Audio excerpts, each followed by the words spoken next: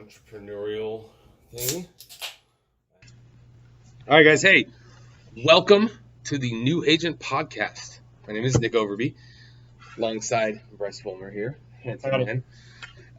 Again, wanted to be able to share the journey of what I've experienced in my health, health licensed health agent or health insurance agent career, and working for U.S. Health Group, and more importantly, working in the Lion's Den. Just showing everybody what it's all about. Lion. Who are we? Lion. Right? What do we do? So today, guys, I just wanted to have an opportunity to get some perspective from an agent who has been here for a little bit longer than I have. I think you have about 6 weeks on me. When did you start? I started issuing 6 weeks ago, but I've been here for 4.5 months. Okay. So one of the reasons why I think you all will get a lot from Bryce is because Bryce has an extremely interesting story. He's a lot younger than me. I mean, I'm pretty sure I could probably have kids his age, or kids that would probably give us a time lapse between my age and your age. So that makes me feel a little crazy. But again, the whole idea here, guys, is for us to get an opportunity to share our experiences, share our knowledge, and what we're going through, the goods, the bads, the uglies, why we work in the den, why I work in the den, what brought me here, you guys have all seen. So I'm going to let Bryce take over, and I'm going to shut my mouth, and I'll have some questions here, throughout the podcast. But ultimately, the idea here is for us to share what we've learned, and for you guys to take something from it. So the floor is yours. So I tell my story now? Yeah, whatever you want to do. I always start with that. I think it's cool because people get to know who you are, where you came from, and ultimately what drove you to do this and why you're still here. Okay. So growing up, I came from a town about 500 people, and only thing really to do there is drink, drive around, shoot shit, or do all three at the same time. And the only jobs is, you travel West Texas, go to oil field, you go to pipeline, or you go to community college and you get a trade, right? Or you go to the oil field or the Army. Kind of like every other, I don't know what the hell to do. Small town. Places, yeah. Exactly. So, well, my whole family's been laborers our whole lives. Or everybody I've ever known in my family's been a laborer, meaning they bust their ass for $1. And I tried to go to college. I went to college for 1.5 years to be an electrical technician. And then, well, I was broke, so I needed money. Yeah. So then I was like, you know what, I'm going to take a semester off. Take a semester off to go to work. And then while working, I started accumulating more bills because I was making money. I was getting loans. I was getting things financed, getting a house, things like that. So after a couple months, I was like, well, I can't go back to school. I have too many fucking bills. Mm-hmm. Can we cuss? Yeah, bro. Okay, Look, my bad. raw, unedited, so uncut. I was like, man, I got too many fucking bills. I can't go back to school because I didn't have a wife that was working, nothing like that. I was 18 years old. You're on your own, yeah. 19. Yeah. Well, 18, yeah. So one day I'm sitting in my crane and I got to thinking. I was like, I hate my fucking job. I absolutely hate my job. I hated going to work. The best part was getting off and getting drunk and getting high. Yeah. That's about it. Yeah. And the money. Right? Yeah. I was making decent money, $18 an hour. Wasn't bad. But so then I called my uncle. My uncle worked offshore. He's a superintendent. So then I go in offshore, and then I go there for about 2 years, and 2.5 years, and now this whole Corona thing hit. They found a reason to get rid of me, and by the way, I was offshore. I was a deep sea robotics technician and pilot at 19, 20 years old. Sounds really fucking cool. Actually, I mean, you could make good money doing that. It was decent. I worked half a year and made about $85,000 a year. So. You worked half a year. I'm sorry, that's stupid math. I'm just kidding. I don't know what that means. You made 42 and a half. You said you made 83 or 85 the whole year? Yeah. That was your annual? That's not bad. Yeah, that's good. So That's a great living and for somebody your I age. worked 6 months of the year. Oh, okay, I get it now. Sorry for acting stupid. I worked 6 months of the year and I made that. So okay, I got it. Yeah. 3 and 3s. But they found a reason to start letting people go. I gave them one, so forth and so on. Working as a contractor, building houses to make ends meet. Then I'm just scrolling on Indeed one day and I come across a feed or a ad that was like, you make anywhere from 75 to unlimited. And I was like, I mean, I'd like to make unlimited, So, and it was talking about sales. I was like, okay, well, I worked at Cavender's while I was in high school or while I was in college, selling boots and pants and shirts. And, How hard can it be? right? So I was like, you know what? Let me give it a shot. My mom's always said I can sell life insurance to a dead man. So, you know, I gave it a shot. I get here. I had no idea what to expect. Well, I come here for my interview, did my over the phone with Derek, so forth and so on. They told me to come in for an interview, and I was like, you know what? This is in Fort Worth. I'm 2.5 hours away. I'm not gonna try to drive there that morning and get there. And if I get there, if I get the job, I have nowhere to fucking live. Yeah. So I'm like, what am I gonna do? So I get online and I was like looking at hotels and shit. Hotels are $75-$80 a night. Like I can't afford that. I had $5,000 in my savings account. So I was like, a month and a half, right? pretty much. Yeah. So I was like, let me look into Airbnb. Found me an Airbnb. I rented an Airbnb for an entire month before even coming to my job interview. Whenever I get here for my interview, I then do my interview, and that's before we had the hour sit-in. I was the first person to have a sit-in. Get here for my sit-in. After about an hour, Perry walks up to me, which is our boss. Walks up to me and was like, hey, it's been an hour. You can go ahead and go home. And I was like, no, I'm good. I'm still learning. Well, 6.5 hours later, I'm the last one leaving with Perry and Jamie. I didn't even know that. Yeah. Really? I stayed for 7.5 hours. Stayed for 7.5 hours. Look, hold on real quick. I don't mean to interrupt Go you. for it. If you're new to any business, I don't care what it is, especially the insurance business or, any selling business, from my experience, that's how you make an impact is... Don't fuck off till they tell you to fuck off. Well, not even that. It's like the old saying, like, Piker's leave when the bell rings, but, like, if you have the ability and the wherewithal to show resilience and show that you can separate yourself from the pack, right, which lions do, right, separate yourself from the pack, you're going to get noticed automatically. But it's I'm gonna trail off for just 2 seconds, but I'll come back. What has allowed Bryce to keep that first day resiliency and that first day mentality and perception is that he's been doing that every day. Like, every day. And here's the best part is that, like, I will be the first person to tell you that Bryce will sell you a better policy, or not a better policy, but he'll sell it better than I am, or I would right now. Hopefully soon enough that'll change, but that's on me. It'll change. The thing that you cannot replace are those intangibles, and what Bryce has and what he will, you can't outwork this dude. He's here every night. And I told him earlier, I was like, if I don't have my son, if I'm not at football practice, I'm going to give you a run for your money. And I'm one of the few people that I know. Look, we're the only 2 people here. And that's the most amazing part. Not to knock anybody. 805. Yeah, exactly. And that's not to knock anybody. Everybody has their own agenda. Everybody has their own schedule. And there's a lot of people here that are 8 to 5 and do really well. And we have a dude that's sitting in a hospital bed right now that's putting in deals. $10,000 a day. So literally off of a mild stroke, putting in $10,000. Sorry, go back. I'm done. No, I want to touch on that. Yeah. That topic. If you get into the insurance business and you're into the real insurance business, because we have a little what's the word I'm looking for? Display that we do to show the difference in real and fake insurance, or not so real insurance, should I say. And if you're in that section of real insurance and you don't believe in your product, nobody's ever going to buy from you, for one. That's true in all sales. Two, a proof of our insurance to show, to give us a reason of why we should stand behind it so much. We have a dude that works in our office, has been doing this for 15 years. He's my FTA. Yeah. And his FTA, his field training agent.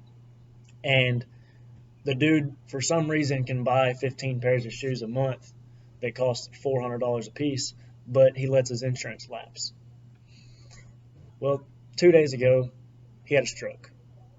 Now he's sitting in the hospital. The dude we just talked about, sitting in the hospital with no insurance. A licensed health agent, uninsured, that's been doing this for 15 years, knows the product in and out, every crook and nanny that Yep. there is had a stroke, didn't have insurance. So if that doesn't prove to you that people need it and that it's good for them and you're actually helping them, I don't know what will. Honestly, I You're don't know what absolutely will. right. But You're absolutely right. whenever it comes to drive, you have to have a why. And my why is basically I want I want to be able to prove to my future kids, I don't have any yet. I want to be able to prove to my future kids that you don't have to break your back in the oil field or as an equipment operator or go to school for 15 fucking years and get a degree and be $100 million in debt and spend the rest of your life paying that shit off just to make a fucking dollar. Absolutely right. Yeah. I went to school for a year and a half, I didn't finish. I'm not even anywhere near what I went to school for, and I've had several different types of jobs, but yet I make more money in an office being dressed up in the AC than I ever did Mhm. busting my ass in Absolutely, yeah. 115-degree heat. So let me say this to that point that I work in an office and I make good money. Look, I'll be the first person to say I've done a lot of things like Bryce has, and he's done a lot in his 22 years, right? 22.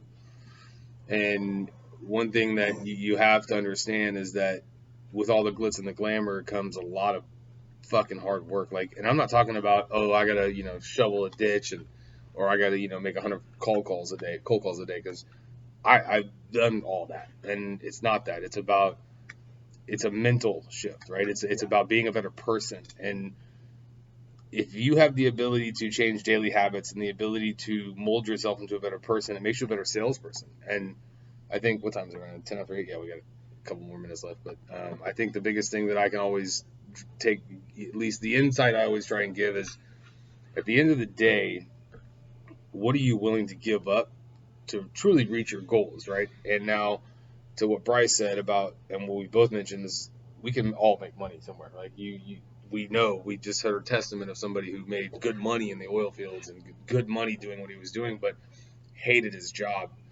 I, for one, can say I was making 130 grand a year at Active Network, and I was going home and drinking a 6-pack of beer at night and pounding a 20 bag of blow every night for 5 nights a week. That's terrible. All right. Well, I mean, yeah, it Got wasn't. you here now. Yeah. You are where you are now. That's another story for another day. But at the end of the day, I think that it's all about your ability to change, right? And I remember having conversations with people about Bryce before I even came in the office, and it's like, this dude has some grit. You know what's going on? What happened? My 7 o'clock. It's 8:10 right now. It's 9:10 in Florida. So look, hey, just as so you guys know, I came in today with 4 appointments. How many of them ghosted me? How many do you think? At least 3. 100% 3 of them did. Really? Oh yeah, and they're friends of mine. I came in with 0 appointments and had 6. So look, one last thing, and then look, I know you probably got things to do. Well, No, oh, I okay. actually wanted to touch on another thing after you. Dude, by all means. Yeah, this is the New Ager podcast is for people to understand and learn, and you to talk and share shit. Like, that's why it's here, because look, I have not, in my research, I have not found anything like this. That's why I'm doing this. Yeah. Because I had never had anybody explain, oh, well, hey, you're going to go into construction, or you're going to go you're going to go sell software. This is what it's really like. Nobody ever offered that to me. Everybody wants to sell you a puppy. Right? And they will present this puppy. This puppy is adorable. This puppy's never going to grow bigger than what it is now. It's going to stay a puppy forever. This puppy has extremely soft hair. The breath does not stink. It's still got the cute little puppy breath. And look at his cute little paws, right? Yeah. They don't tell you that motherfucker's going to shed all over the goddamn house. They don't tell you that motherfucker's going to chew up your furniture, shit in your floor, piss on your pillow. They're not going to tell you that thing might actually chew up your underwear and take them outside so your neighbors know you wear pink whitey tighties. They don't tell you the ins and outs and the bad. That's the good thing about this one. But coming into a new industry, you never know what to expect, right? So you talk to people. So you got to know the questions to ask to be able to lead to the direction of where you want to go. And with him doing this is the best idea I think I've ever seen, because this would tremendously help me whenever I came in. Yeah, thank you. I appreciate that. And Obviously, whenever if you want to get into insurance or sales in general, anything that's straight commission, you have to have a drive. You have to have a why. Yep. My why, I want to show my kids that you don't have to break your back. I want to put God back in the household. I don't want to have to struggle like my parents did trying to raise me. I don't want to have to basically bust my ass for the rest of my life to be able to pay my bills. Fuck that. I'm going to retire by the time I'm 50. I'm retiring by the time I'm 50. My residual is going to be rolling in about $50,000 a month. I'll be all right. Yeah. So getting into a new industry, though, you don't understand the ins and outs. You don't realize that this industry might shit on your floor. But it's having the mentality and the drive behind it to be like, you know what? Maybe I can't spend this, or not even spend. Maybe I can't invest this much, but what can I invest to be able to get more of a return, to be able to invest more into my business? Because we work for ourselves. We are in business for ourselves. We don't spend money on ourselves. We invest in ourselves. And it takes I don't know if you were here whenever Jones came in. He came in. He's a brain doctor. He's wrote a couple books and so forth and so on. It doesn't matter. Yeah, sorry. Anyway, he would come in and was talking about the function of the brain. And your brain will think 7 fears before 1 opportunity. Mm-hmm. Your brain is built to protect you, right? So anything that gets out of your comfort zone, your brain's going to try to give you a reason of why you shouldn't. So therefore, you don't put yourself in danger. Yep. In the sales industry, you cannot think like that. You have to think with that one opportunity side of your brain. You can't be like, oh, I'm kind of scared to spend $500 on some states right now because I only have $900 in my bank account. I got some bills coming out in 2 weeks. Fuck that. Spend that $500, invest that $500 into yourself. The next week, make $4,000. You have any problems? Sales. You're having marriage problems? Sales.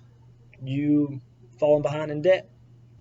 Bust your ass and Pick make up the some fucking phone. sales. Pick up the fucking phone, get off your ass, quit making fucking excuses, and make your fucking money. Yeah. Simple as that. Well, you're absolutely right. I mean, I love, you said it. If anybody's, and I'm sure most people watching have probably seen The Wolf of Wall Street, Yep. There's that infamous scene where your girlfriend doesn't like you, pick up the fucking phone. Your landlord, pick up the fucking phone. And we'll trail it out here in just a minute, but to that point of like the fuck it mentality, if you let the Now don't invest in stupid shit. fair enough, yeah. Don't invest in the stupid shit. Invest in the things that are tax write-offs. Invest in the things that will make you more money, and invest in what makes you happy. Yeah. No, the last thing, if you can't be happy with what you're doing, then you might as well do something else. And look, this place makes me happy. Yeah, and here's the crazy thing, dude. It's 2020. If you can't make money from your cell phone, or if you can't go find a place to be happy, then you just aren't looking hard enough and you're lazy as fuck. I'm sorry, but like, no, don't be look, sorry. Well, for me, and I say excuses and get off your fucking ass. Right? Fuck your excuses. And it's funny because for 2 years I thought I was doing well and comfortable and ignoring the universe, and now I'm here. And if I hadn't just opened my eyes for a minute and said, fuck it, I'll do it, I wouldn't be doing this. I wouldn't be breaking the mold of things I've done. Same. Yeah, exactly. Same. Like, we haven't, have you ever done anything like this? No. Would you have ever done anything like this had you not either been here or met me? I mean, the only thing I've ever done close to, videos and stuff like that, I'm partially famous on TikTok. So I make I only have 30,000 followers. Really? Yeah. You're shitting me. But no, really? I get on TikTok Why aren't you Live. utilizing that more? Because it's all fucking teenagers and people that don't give a shit about health insurance. Bro, there are. Look, have you not? I got 4 likes on my Have you not video seen the stats of the age groups above 45 and up who are who are registering on TikTok? It's staggering. I mean, my mom just built one. I know. I saw you post. This is my beautiful mom. No, that was on Snapchat. Okay, yeah. I don't know. But I gotta get used to Snapchat and there's TikTok. I don't Snapchat, know. TikTok, Instagram, Twitter, Yep. Facebook. There's more. LinkedIn, Parlor, Yeah, whatever. I mean, there's there's a so whole lot. many things. I mean, But with YouTube. Yeah. 2020, just like he said, if you can't make money from your phone, social media, you don't have to pay for marketing. You just have to know when to market, what to say, hit the bullet points to grab attention, Mm-hmm. but still leave some interest in there. It'd be like, what the fuck is he talking about? Yeah. I mean, Simple as that. again, And that's the biggest learning curve whenever it comes to being a new agent is learning the ins and outs of how to reach your people. 100%. And that was my problem. I can't fucking cold call. I tried it. I've dialed maybe 10,000 numbers. It mentally broke me. Like every fucking night I would lay there for 2 hours and I seriously had thoughts about killing myself because of the fact that I was told to go fuck myself and die in hell that's gonna happen. dozens of times a day. I mean, the best way I do that when you hang up the phone. Okay, I love you, bud. I go, Right? You'd be surprised. But What the fuck did he say? I love you. Everybody has a niche. Yes. Everybody has their one thing. You got this podcast. That's badass. Thank you. I mean, that's probably not going to be your sales tactic. No. But it's something that you're good at. It's something that you're interested in. You market on fucking Nextdoor. There you go. You got 2 leads off of that. Mm-hmm. But you're new. You're still learning your niche. Mine just so happens to be fucking Facebook travel nurses. There you go. Look, by the way, I've been kicked out of more travel nurses. Oh, I've been kicked out of multiple. That's crazy. All right, we need to wrap it up. We've been doing this for 20 minutes. Hey guys, okay, so go follow the New Agent Podcast on YouTube. You can check it out on Facebook. I'll be posting more stuff. I got a cool intro that Brandon Flory did. Thank you for your time, bro. Thank you for your time. Look, he gave up his time. I know this fool could be out there sitting a couple desks away, busting his ass, and he spent time with me tonight. So my dearest of thanks. Enjoy yourself. I know. Look, they're coming up on my computer. That's all that is the same notification. So, thank you guys so much. You have any last words? You miss 100% of the shots you don't take. Think with that one opportunist side, and that's probably not the word to use. Think with that one opportunity side of your brain. Don't hold yourself back from the expectations, and set your expectations high. Set a goal, and live every day to be a better person, a better agent. And once you reach that goal, don't be satisfied. What the fuck have you ate to fill your stomach? Agreed. I'll leave you guys with one thing. I don't have a problem if you aim high and miss, but I'm gonna have a huge problem if you aim low and hit. Y'all have a good one. Later, guys. Thank you so much.